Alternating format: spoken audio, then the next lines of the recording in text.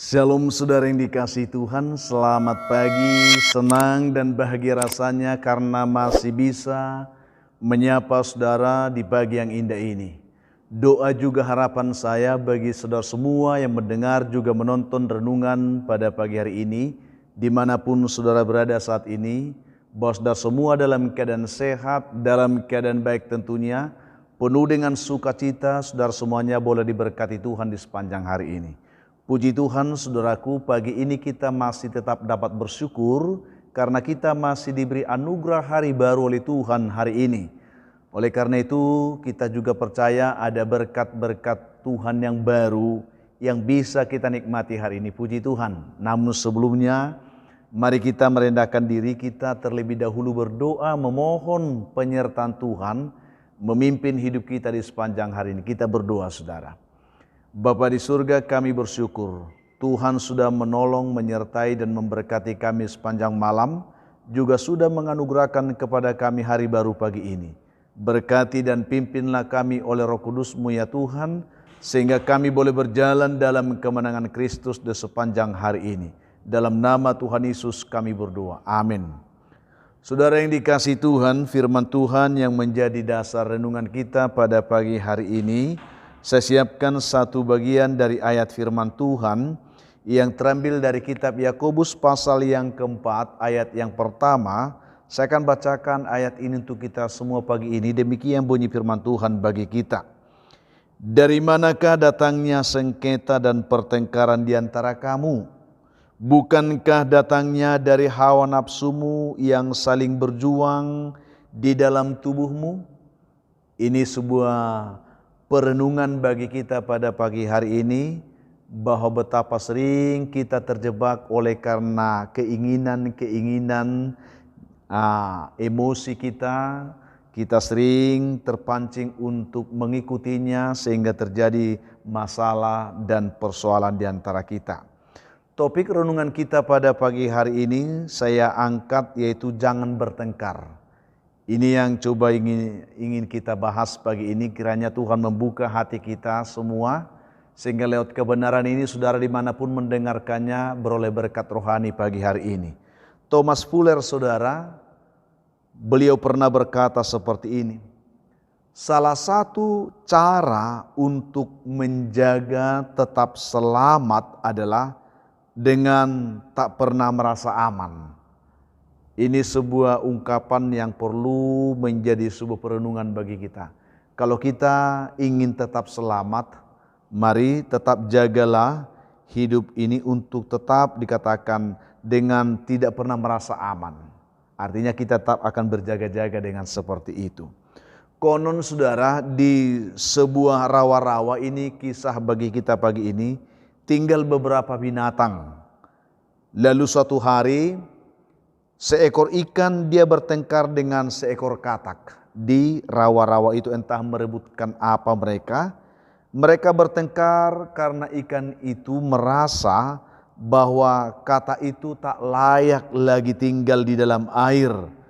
Sebab katak yang dapat hidup di darat itu tidak pernah mau ikut aturan binatang yang ada di air untuk gotong royong bersama-sama dengan binatang air lainnya. Itu mungkin katak ini dia bermain curang pada saat itu. Karena hari-hari dari katak ini banyak dihabiskan di darat. Sehingga setiap binatang air mereka melakukan kegiatan gotong royong, katak menghindar karena dia bisa hidup di darat. Ya, dia pergi untuk bersembunyi dari paling tidak kerja gotong royong yang diwajibkan di tengah-tengah binatang air itu. Setelah pertengkaran itu saudara, akhirnya mereka berkelahi dengan sangat seru. Mereka saling menyerang dan mereka saling melukai. Mereka sangat terbakar oleh api amarah dan oleh hawa nafsu untuk berkelahi. Sehingga saudara, mereka tidak sadar pada saat mereka berkelahi itu, mereka tidak sadar bahwa ternyata seekor burung bangau yang dari tadi telah melihat pertengkaran mereka itu, dan dia sedang berusaha mengendap dan mendekat dan ingin mengincar untuk menunggu kesempatan dan segera memangsa ikan tersebut. Mereka tidak sadar itu. Lalu waktu yang ditunggu-tunggu oleh burung bangau itu pun tiba, saudara. Ketika ikan itu tidak mampu lagi menguasai dirinya, saat itu juga sang bangau itu secara diam-diam dia mencaplok ikan tersebut dan menelannya seketika itu juga. Artinya ikan itu binasa. Saudara yang dikasihi Tuhan, akhirnya ikan itu pun mati karena ia tidak melihat bangau yang dari tadi mengincarnya itu. Karena apa? Karena matanya telah dibutakan oleh amarah, oleh pertengkarannya dengan katak tersebut. Luar biasa, saudara. Saudara yang dikasihi oleh Tuhan Yesus Kristus, ini hanya sebuah kisah bagi kita pada pagi hari ini. Betapa berbahayanya amarah yang tidak bisa dikendalikan itu. Dan itu biasanya membahayakan kita, merugikan diri kita sendiri. Tidak ada untungnya kita marah bagi diri kita. Walaupun sepertinya kita memuaskan amarah kita, tetapi sebenarnya kita sedang dirugikan olehnya. Saudaraku yang dikasihi Tuhan, hindarilah bertengkar dengan siapapun juga. Itu pesan bagi kita.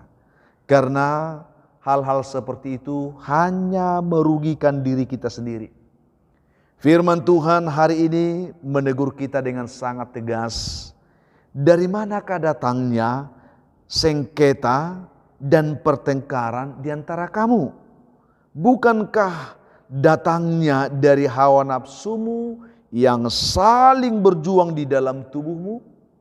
Ini perkara hawa nafsu ternyata. Perkara keinginan-keinginan daging ternyata.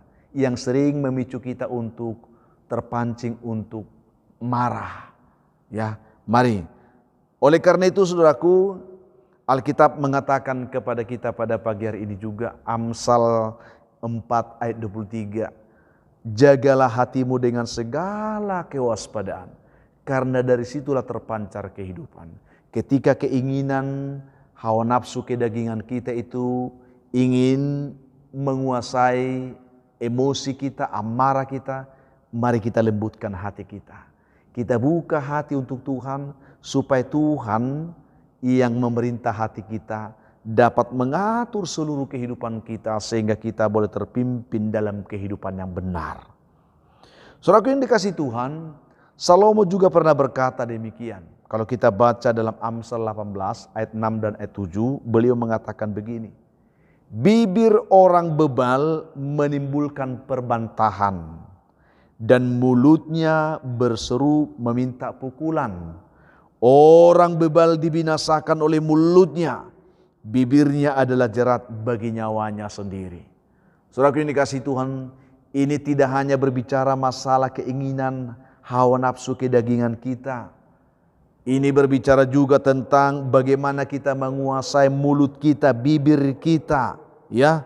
Dikatakan di sini bibir orang bebal menimbulkan perbantahan, mulutnya berseru. Mari, seringkali pertengkaran itu muncul hanya karena kita kurang menguasai mulut kita, kurang menjaga mulut kita. Bibir kita sering menjadi bibir yang dolak-dalik, kata firman Tuhan, saudaraku. Mari, itu akan membuat kita terjerumus dalam lubang, ya, lumpur persoalan besar yang bisa menenggelamkan kehidupan kita kepada kebinasaan. Saudaraku yang dikasihi Tuhan, mengapa saya mengangkat ini pada pagi hari ini? Saya sadar dan kita semua menyadari itu. Berapa banyak di antara kita, saudara, hanya karena pertengkaran telah kehilangan banyak teman. Bukankah kita sering kehilangan teman hanya karena kita tidak menguasai emosi kita, tidak menguasai diri, sehingga kita sembarangan mempergunakan mulut kita, sehingga kita berkelahi dan bertengkar. Ya, ini penting. Kita berapa banyak di antara kita karena amarah dan emosi kita telah kehilangan banyak peluang baik dalam hidup ini. Mari saudaraku sadarlah. Dan pastinya hal itu akan selalu membuat kita hidup dalam ketidakpastian dan dalam ketakutan. Ketika semuanya itu menimpa diri kita, maka semakin hari kita akan semakin dilanda oleh kecemasan, ketakutan, kebimbangan dan ketidakpastian. Ada kecurigaan juga, ya, dan ketidaktenangan dalam diri kita. Ketika amarah itu telah menggerogoti hati dan pikiran kita, kita akan selalu hidup dalam kecurigaan. Melihat orang juga curiga dan seterusnya, saudaraku. Kita telah terperangkap dalam jaring setan dan membawa kita kepada kecelakaan dan kebinasaan kekal. Ketika itu benar-benar menjerat kita, kita akan binasa. Kita akan terperangkap kepada kecelakaan bagi diri kita.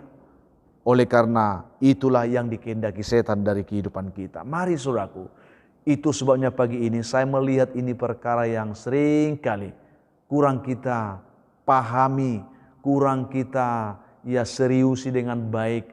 Sehingga kita melihat saudaraku, ada begitu banyak pertengkaran-pertengkaran itu muncul di tengah-tengah kehidupan kita, di tengah keluarga, di tengah persekutuan, di tengah-tengah pergaulan kita. Dan semuanya itu ketika kita betul-betul dikuasai oleh amarah kita, kita pastinya akan mengalami kerugian besar. Kita ditinggalkan oleh orang-orang terdekat kita, kita dimusuhi, kita dibenci. Akhirnya kita terjerumus dalam banyak perkara-perkara yang membuat kita semakin hari semakin disisihkan dan semakin membuat kita di sini katakan diceburkan dalam lumpur kecelakaan dan kebinasaan. Saya yakin saudaraku kita tidak menginginkan itu. Saya rindu semua kita bisa tertolong untuk menjadi pribadi yang kuat, yang hebat, yang mampu menguasai diri, yang mampu mengendalikan mulut, yang mampu menjaga hati, yang mampu menguasai keinginan hawa nafsunya. Sehingga apapun yang terjadi, kita tidak akan terpancing untuk marah lagi. Itulah kebenaran firman yang kita terima pada pagi hari ini. Apapun persoalannya, engkau tidak perlu marah. Serahkan hatimu kepada Tuhan, Dia tahu yang terbaik untuk bisa mengontrol hatimu, mengontrol pikiranmu, mengontrol perasaanmu. Biar Tuhan yang memampukan kita untuk menjadi pribadi pemenang atas kemarahan pada hari ini. Kita berdoa saudara.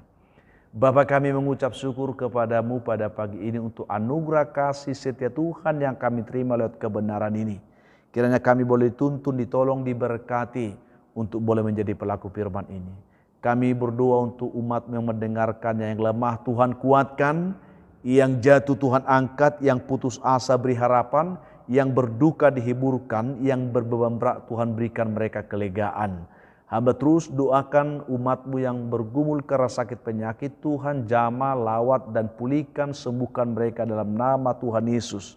Anak-anakmu yang sedang mencari pekerjaan Tuhan berkati, yang mencari jodoh diberkati Tuhan juga, yang mengharapkan keturunan pun diberkati dalam nama Tuhan Yesus. Anak-anak kami dalam pergumulan pendidikan hari ini dimanapun, Tuhan memimpin mereka, biarlah roh Tuhan menguasai mereka, sehingga mereka senantiasa takut akan Tuhan, dan takut akan Tuhan adalah permulaan hikmat dan pengetahuan. Anak-anakmu yang sedang bergumul untuk mencari pekerjaan juga Tuhan bukakan lapangan pekerjaan bagi mereka.